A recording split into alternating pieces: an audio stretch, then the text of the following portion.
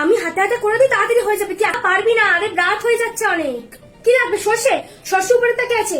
আরে সর্ষের তেল উপরের তাকে নেই, সর্ষের তেল নিচের তাকে, সর্ষে উপরের তাকে দেখ। ওই জন্য বলছি আমি করে দিই, সব ছোঁয়াছুঁই করে নষ্ট করে দিবি আমার। এই পেঁয়াজ লাগবে নাকি? পেঁয়াজ দিচ্ছিস? ওই গ্যাসে পেঁয়াজ দেখাচ্ছিস কেন? আরে দুটো গ্যাস সঙ্গে করে দিল আমার, সব আমাকে ধুতে হবে এবার। হ্যাঁ গো, এদিকে এসো, দেখো সব সঙ্গে করে দিল আমার। এত বাসন লাগছে, কত বাসন মাজতে হবে আমাকে বলতো? আমি কি বাসন মাজতে এসছি? আমি বললাম আমি সাহায্য করতে, এত বাসন লাগতো না, সব ঢেলেছে। তুই রান্না ইউটিউবে দেখেছিস না? ওরা সাজিয়ে সাজিয়ে করে, ওরকম ভাবে বাটি করে নিতে হয় না। হ্যাঁ গো, আমাকে আজ অনেক বাসন মাজতে হবে, আমার হাতগুলো সব ক্ষয়ে যাবে আজকে। দুটো গ্যাসই জ্বালিয়েছিস, সব গ্যাস আমার আজকেই শেষ হয়ে যাবে। 1 মাস চলে এই গ্যাসটা। আমি তুই দেখি 15 দিনে শেষ হয়েছে, বুঝবো আজকেই শেষ হয়েছে সব। হ্যাঁ গো, গ্যাস বুক করো একটা।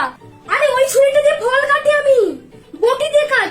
পেঁয়াজ কাটিস না ওই ছুরিতে, ওটা ফল কাটার ছুরি। উফ, বটি দিয়ে কাট। সব সঙ্গী করে ছোঁয়াছি আজ করে দিল আমার আজকে। এই এত তেল দিয়েছিস, এই সব তেল কিন্তু এখনো 2 সপ্তাহ যেত। এত তেল কি হবে? এবার পোড়া তেলগুলো কোথায় রাখবো আমি? তোরা খেয়ে দে, শুয়ে পড়। আজকে সারা রাত আমাকে বাসনই মাজতে হবে, রান্নাঘরটাই পরিষ্কার করতে হবে। পেঁয়াজের এক্সস্ট ফ্যানটাও ছুঁয়েছিস নাকি? ওটাও তাহলে পরিষ্কার করতে হবে আমাকে। আর কি কি ছুঁয়েছিস পেঁয়াজের? সব পরিষ্কার করতে হবে আমাকে সারা রাত ধরে।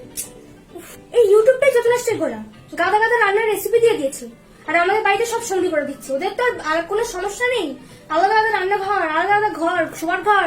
আমাদের তো ওসব নেই, আমাদের সব এক জায়গাতে। সবকিছু আশ করে দিলে আমি কি করে রান্না করবো? হ্যাঁ, সব ধুতে হবে আমাকে। হ্যাঁ গো, শুনছো?